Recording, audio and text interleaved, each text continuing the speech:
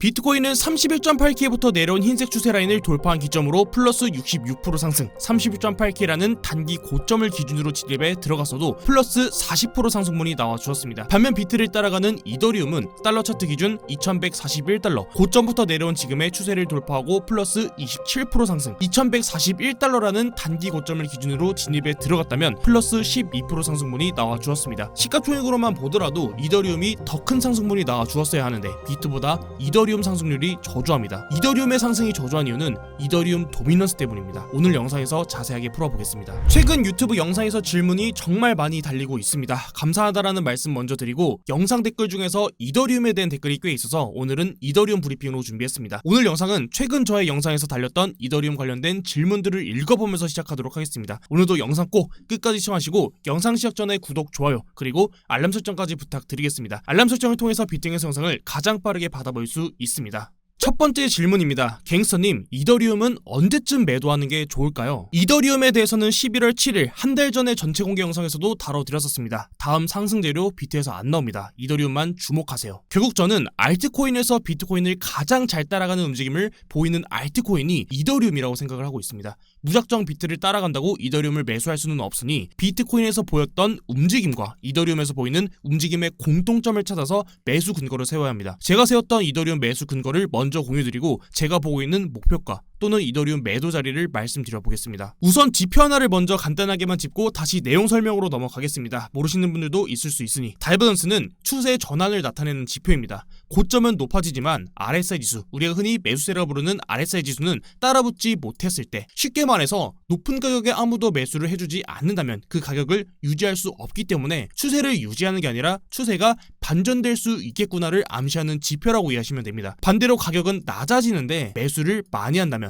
가격은 올라가겠죠. 한 가지 더 지금 구간에서 다이버던스에 대한 신뢰도를 판단해 봐야 하는데, 비트코인은 15.47K부터 올라왔던 상승 구간에서 보면은 15.47K에서 일봉상 상승 다이버던스가 나와주고 플러스 64% 상승, 8월달 바닥에서도 일봉상 상승 다이버던스가 나와주고 플러스 79% 상승했습니다. 그리고 매 구간 단기 조정에서 일봉상 하락 다이버던스가 나와주면서 비트코인은 마이너스 23% 하락, 마이너스 19% 하락, 마이너스 21% 조정분이 나와주었습니다. 파동 매물대 거래량 다양한 지표가 있고 지표마다 트렌드가 있다고 생각합니다. 파동이 잘 맞는 구간도 있고 파동이 잘 안 맞는 구간도 있죠. 정답은 없으니까요. 근데 적어도 2023년도 지금의 한 사이클만 놓고 봤을 때는 다이버던스에 대한 신뢰도는 우리가 충분히 참고해 볼 만하다. 매 구간에서 변곡점을 만들었기 때문에. 그럼 다시 내용으로 돌아오면 비트코인은 8월달에 일본 캔들상 상승 다이버던스가 첫 번째로 나와 주었고, 두 번째로는 그 다이버던스로 인한 상승으로 고점부터 이어왔던 지금의 추세 상단을 돌파하는 상승까지 이어졌습니다. 그리고 그 상승은 직전의 고점 자리를 넘기는 상승까지 이어졌기 때문에 지금의 이 구간을 비트코인의 추세 전환 자리로 봐야 합니다. 그럼 이더리움과 비트코인의 공통점을 찾아보면 이더리움도 8월달부터 9월달에 바닥에서 일본 캔들상 상승 다이버던스가 나와 주었고,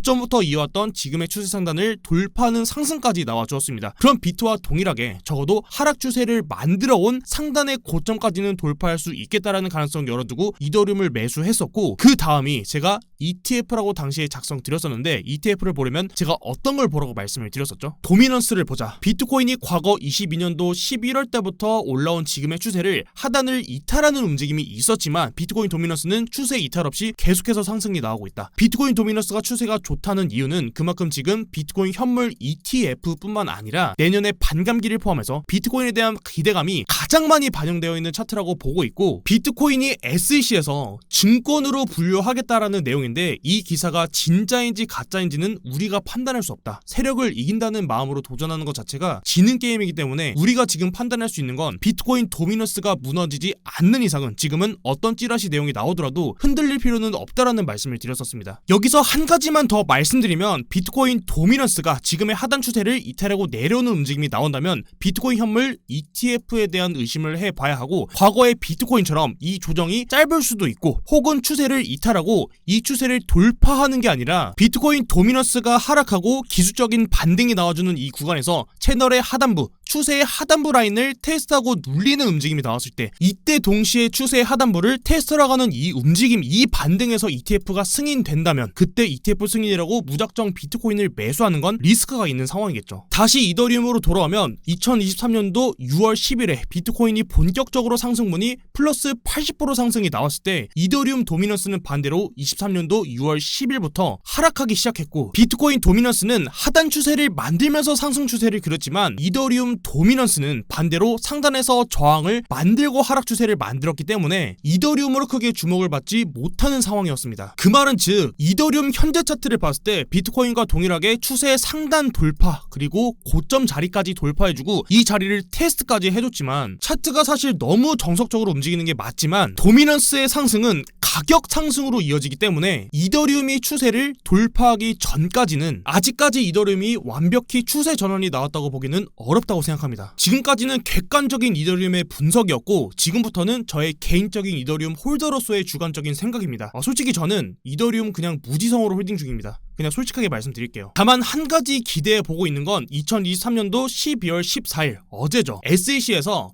인베스코 갤럭시의 이더리움 현물 ETF 승인을 결정을 연기했습니다. 당연히 이 두 가지를 통해서 나머지 것들도 연기가 될 거고, 저는 적어도 이더리움은 알트코인이기 때문에 순서상으로도 비트코인이 먼저 승인이 되어야 이더리움도 뒤따라올 수 있는 문제라고 생각합니다. 이틀 전 이더리움 현물 ETF를 SEC에서 거절했으니 당연히 그에 따른 이더리움 도미넌스에 충격이 있었을 거고, 여기서 저점을 낮추는 그 자리에서 이 충격에서 도미넌스는 저점을 낮췄지만 RSI 지수는 저점을 높이면서 오늘 오전 9시에 마감된 양봉이 뜨면서 다이버전스로 인한 상승분이 분출 가능한 구간으로 보고 있습니다. 그럼 여기서 하나 더, 다이버전스가 도미넌스에서도 먹히는지 그에 대한 신뢰도를 판단해 봐야 하는데, 최근 비트코인 도미넌스에서 일봉상 상승 다이버전스를 만들고 플러스 10% 반등분이 나왔었습니다. 최근 고점에서 일봉상 하락 다이버전스를 만들고 마이너스 4.20% 하락이 나왔었습니다. 다만 한 가지 더 체크가 되어야 할 부분이, 이더리움 도미넌스에서 최근에 여기 저점을 낮추고 반등이 나왔던 구간에서도 일봉에서 상승 다이버전스를 만들고 플러스 9%까지 반등을 했었거든요. 근데 여기서도 저점을 낮추면서 다 상승 다이버전스가 나왔음에도 불구하고 계속 저점을 낮추면서 다이버전스를 연속으로 만들고 올라왔기 때문에 제가 보는 이더리움 매도 구간이 첫 번째로 일봉 상승 다이버전스를 만든 지금의 이 바닥을 깨고 내리거나, 두 번째로는 연속적으로 상승 다이버전스를 만들고 올라갈 수 있는 가능성이 있으니 저점을 낮추더라도 RSI 지수는 고점을 계속해서 높여줘야 되는데 그 구간을 깨고 RSI 지수도 이 저점을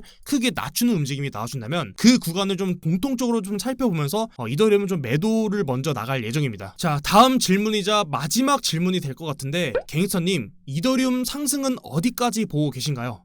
좌측에 보이는 차트가 비트코인 차트고 우측이 이더리움 차트입니다. 두 차트는 상당히 비슷한 차트의 모양을 그립니다. 알트코인은 비트코인의 움직임을 따라가기 때문입니다. 알트의 대장 역할을 하는 코인은 이더리움이죠. 비트코인은 최근 상승에서 2022년도 3월달의 고점 부분까지 강하게 상승분을 보여주었습니다. 이 매물대 라인까지 올라왔다라는 말입니다. 현재가부터 이더리움 역시도 비트를 따라 반등분이 나온다면 플러스 46% 정도는 상승을 기대해 볼 수 있는 구간입니다. 비트가 22년도 3월달의 고점을 넘겨준다면 이더리움 역시도 22년도 3월달의 고점을 넘겨줄 겁니다. 다만 지금 비트코인의 상승 이후에서 가장 큰 배경이 저는 비트코인 현물 ETF일 거라고 생각하고 있습니다. 이더리움도 큰 상승이 나오기 위해서는 이더리움 현물 ETF에 대한 움직임이 본격적으로 나와줘야 합니다. 사실 블랙록이 현물 ETF에 대해서 어떻게 움직일지, SEC에서 비트코인 현물 ETF를 승인시키고 그 다음 이더리움 현물 ETF는 또 어떻게 반응할지, 정확하게 이더리움 역시도 알트코인입니다. 비트와는 다르기 때문에 SEC에서는 비트는 승인을 하더라도 이더리움은 승인을 안 할 수도 있다라는 분석하는 투자자들도 있지만, 제 생각에 SEC에서 이더리움 현물 ETF를 거절할 거였으면은 승인 결정 연기가 아니라 애초에 거절이라는 단어를 썼을 것 같습니다. 이더리움 현물 ETF도 결국 시간 문제겠죠. 그럼 여기서 하나 더 우리가 생각을 해봐야 할 게, 이더리움은 알트코인이기 때문에 이더리움 현물 ETF를 승인시킨다는 거는 다시 말해서 알트코인 현물 ETF를 승인하는 거나 다름이 없을 겁니다. 간접적으로는 알트코인도 증권이 아님임을 인정하는 꼴이 될 거고, 그 이후에 블랙록에서 리플을 포함해서 POW 코인들, 이더리움 클래식이 될 수도 있을 거고, 이더리움이 상승하면 본격적으로 알트 불장이 올 텐데, 이후에 알트 불장은 정말 그 알트코인 ETF 메타로 갈지 아직까지 판단해보기는 어렵지만 적어도 최근에 올라왔던 알트 불장, 그 이상의 알트 상승이 나올 거라고 생각합니다. 최근 비트가 위아래 흔들면서 무너지는 알트도 있고 하나 두 개씩 상승이 나오면서 나만 두고 또 수익인가 싶기도 할 겁니다. 너무 투심 흔들리지 마시고 그렇다고 너무 패닉하시지도 마시고 우리 짧은 구간에서 흔들리지 말고 좀 더 먼 구간을 바라보는 건 어떨까요? 오늘 영상도 시청 감사드리고 저는 다음 영상에서 뵙도록 하겠습니다.